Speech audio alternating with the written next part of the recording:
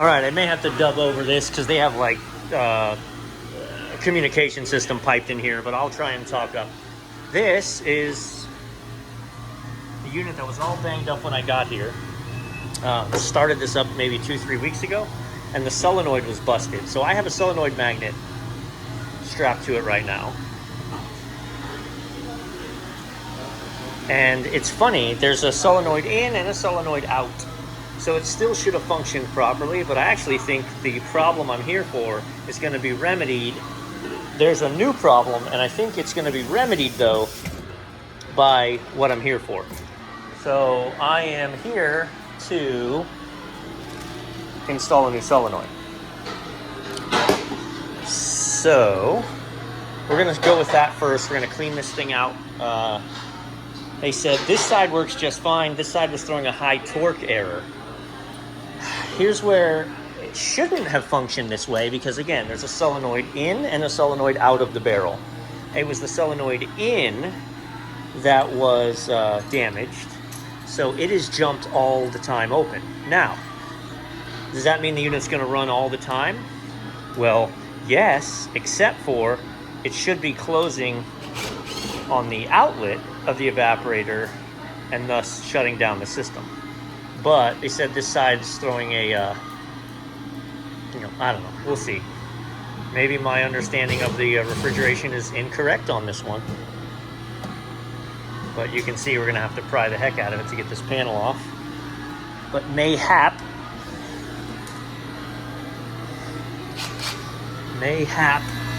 this resolves our problem. All right, so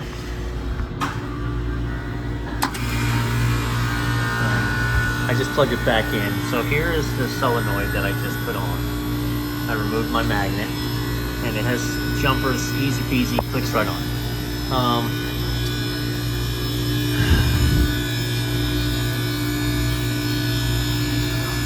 Water cooling system.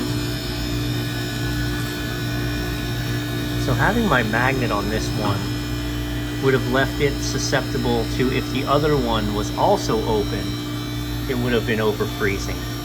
So even though this barrel itself wouldn't have been over freezing on its own, with the other barrel running sporadically, it would have. So even when this wasn't being used, when that one was, it was over freezing this. So what I've done currently is I took this apart, cleaned it, put it back together. Now I've got sanitizer in there because it was pretty gross. So we're going to clean this out, and then I'm going to get from them what product they want me to put in it. And we're going to prime this, and now that it has its solenoid, I really think that's going to be it.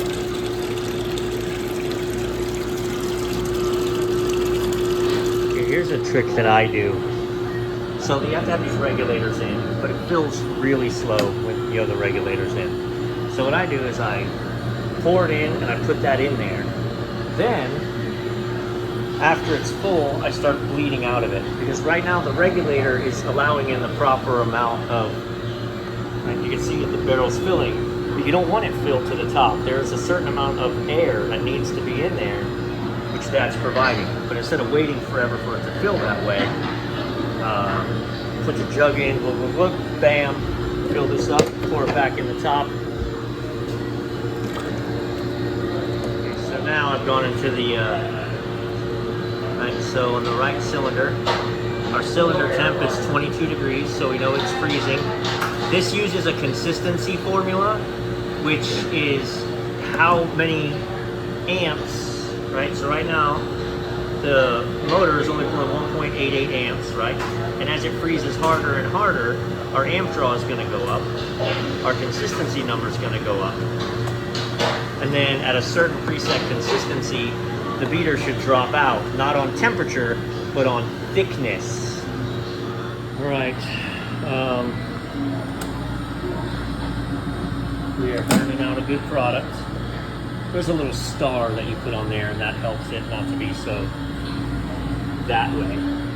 But what we're waiting to see is for, all right, so to get in, you press left, and then you press right, set, select. That gets you into technician access.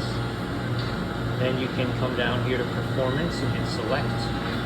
Select again, now you're looking at the right side. I bet we're right here. This thing should shut down anytime. Normally like 60, 62, 64. Right, so our cylinder is super cold. 3 amps. I can tell you, I'm pretty sure this is a 4.4 amp motor, just from having up, and she just shut down, right? So she shut down, motor amps went to 0, bada bing. So now I'm gonna pull some product, which is gonna take some of the pressure and the resistance off of the motor. Okay, and there she kicks back in. And we're gonna watch her work her way back up and shut down. So that solenoid magnet was holding it open in a way that was allowing it to overfreeze and run away. I'm going to watch this stop again, and then we'll be good to go. Yeah.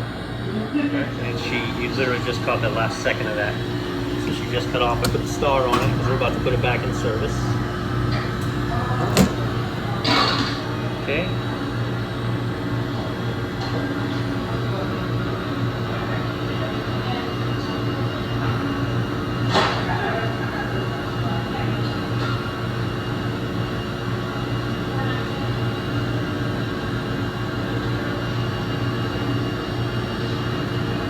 I'm sure I was told, but I don't remember. One of you guys may know. I'm pretty sure that consistency number is just some formula, right? Some formula based on the there it out. The voltage in and the amps drawing, and then divide it out X, Y, Z, and boom, you get a consistency number. So yeah, this one's good to go. Doing it not the way I told you, filling this side so I can show you what I mean. So this is full, right? I've got the regulator on, I'm actually going to move it to 2. Okay.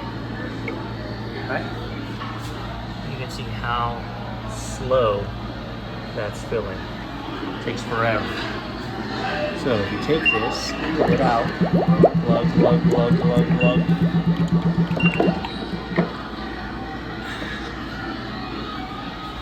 To be honest, I'm going to leave it right there. Turn my left on, freeze.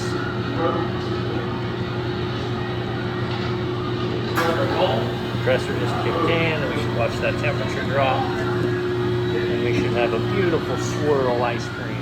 Left barrel's off, right barrel's off. Swirl world, baby. Right barrel's on, left barrel's on. She comes on, she turns off. Back in action.